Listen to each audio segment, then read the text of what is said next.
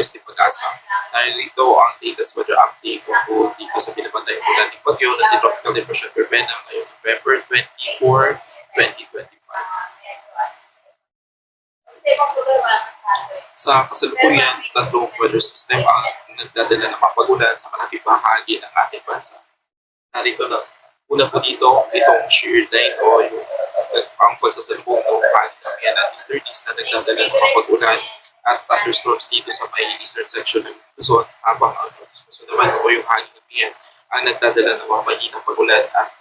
dito sa may northern Luzon, habang itong si Tropical Depression Verbena ay kasalukuyan as of 8 a.m. ang kanyang center is namataan sa layong 290 kilometers east-northeast ng Hinatuan, Surigao del Sur na may maximum sustained winds na 45 kilometers per hour at gustiness na umaabot ng 55 kilometers per hour. Kasalukuyan po itong kumikilos pangkanluran sa bilis na 20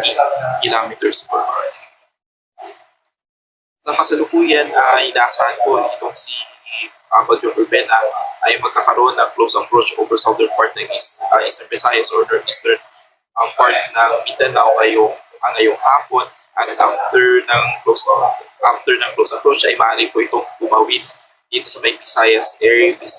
area hanggang Palawan today hanggang Wednesday, at lalabas po ito ng ating kanapuan dito sa West Philippine Sea by Wednesday morning. At kung mapapansin po natin is mapimaintain ditong bagyo yung kanyang tropical depression category hanggang makatawid po ito ng Visayas, at once nakalabas na po ito ng ating kanupaan ay maaari po ito mag-intensify into a tropical storm until Thursday, at inaasahan po before siya lumabas ng ating Philippine Area of Responsibility ay maaari po itong mag-intensify further into a severe tropical storm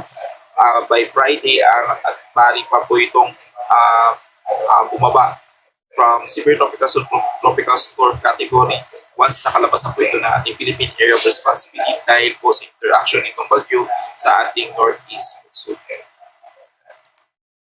Sa kasalukuyan may nakataas po tayong mga signal number 1 sa ilang bahagi ng ating bansa. Una na po dito itong southern portion ng Occidental Mindoro, southern portion ng Oriental Mindoro, itong probinsya po ng Romblon, northern portion ng Palawan including Puyo and Calamian Islands, mainland Masbate, central and southern portion ng Eastern Samar, central and southern portion ng Samar Province, Biliran, Leyte, southern Leyte, probinsya ng Cebu. Kasama po dito ang Camotes Islands, Bohol, Negros Occidental, Negros Oriental, Siquijor, Iloilo, Capiz, Aklan, Antique, kasama po ang Caluya Islands at Guimaras, Dinagat Islands, Surigao del Norte, including Siargao and Bukas Grande Island, northern portion ng Surigao del Sur. Kasama pa rin po sa signal number 1 ang Agusan del Norte, northern portion ng Agusan del Sur, Camiguin at northeastern portion ng Misamis Oriental.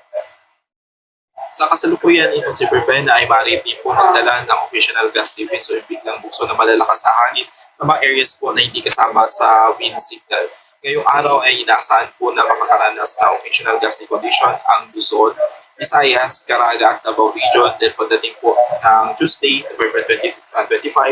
ay maaari po makaranas ng gusty condition ang Luzon, Visayas, Northern Mindanao, Caraga, Davao Region at Sarangani. At pagdating po ng Wednesday ay maaari pa rin po makaranas ng gusty condition ang Luzon, Eastern Visayas, Iloilo, Antique, Negros Occidental, Zamboanga Peninsula, Basilan, Sulu at Tawi-Tawi. Sa kasalukuyan dahil po sa mga pag-ulan na dala po ditong shear line at itong papasok na bagyong Verbena ay naglabas po tayo ng weather advisory kung saan maaari po makaranas ng 100 to 200 mm sa pag-ulan within 24 hours. Itong mga probinsya po ng Eastern Samar, itong Samar Province, Biliran, Leyte, Southern Leyte, Dinagat Islands, Surigao del Norte at Surigao del Sur. 50 to 100 mm na pag-ulan naman po ang inaasahan sa ilang bahagi po ng ating bansa, particularly itong Cagayan, Isabela, Aurora, Quezon, Camarines Norte, Camarines Sur, Catanduanes, Albay, Sorsogon, Masbate, Northern Samar, Capiz, Iloilo, Guimaras, Negros Occidental, Negros Oriental, probinsya po ng Cebu, dito po sa may Bohol, dito sa may Camiguin, Agusan del Norte, Agusan del Sur, Misamis Oriental, Bukidnon, Siquijor, Negros Oriental at Negros Occidental. Particularly itong area po ng Luzon ay Dahil po sa epekto ng shear line, kaya po nakataas pa rin po ang 50 to 100 millimeters na pagulan dito sa mga nasabing lugar. By tomorrow, dahil pa rin po sa epekto ng shear line at itong si Bagyong Verbena, nakataas pa rin po ang mali po makaranas ng 100 to 200 millimeters na pagulan ang Oriental Mindoro, Romblon, Aklan, Capiz, Iloilo, Guimaras, probinsya po ng Cebu, itong Leyte, Masbate, Sorsogon, at Albay, habang 50 to 100 millimeters na pagulan naman po ang inaasahan dito sa may Cagayan, Apayao, Kalinga, Isabela, Quirino, Aurora, Quezon, Camarines Norte, Batangas, Quezon Province, Camarines Sur, Catanduanes, Marinduque, Oriental Mindoro, Palawan, Antique, itong probinsya po ng Guimaras, itong Negros Oriental, Bohol, Siquijor, Northern Samar, Samar Province, Eastern Samar, itong Southern Leyte at Dinagat Islands. Then by Wednesday, dahil po sa surge ng Northeast Monsoon ay maaari po makaranas ng 100 to 200 millimeters sa paglat ang Cagayan at Isabela at itong probinsya po ng Aurora dahil naman po sa epekto ng itong bagyong Verbena ay maaari po makaranas din po ng 100 to 200 millimeters sa paglat ang Oriental Mindoro. Dahil pa rin po sa epekto ng shear line, maaari po makaranas ng 50 to 100 millimeters sa pagulan ang Apayao, Kalinga, Mountain Province, Ifugao, Nueva Vizcaya, Quirino, Nueva Ecija, Bulacan, Metro Manila, Rizal, Cavite, Laguna, Batangas, Quezon. Kasama rin po dito ang Oriental Mindoro, Romblon, Aklan, Antique at Palawan. Kasalukuyan meron po tayong nakataas na gale warning, particularly dito sa may extreme northern portion po ng Northern Luzon, particularly itong Batanes, kung saan maaari po silang makaranas ng mga pag-alon na pwede po umabot ng 2.8 to 4.5 meters. Kasalukuyan pong nakataas, meron po tayong moderate to rough sea condition dito sa may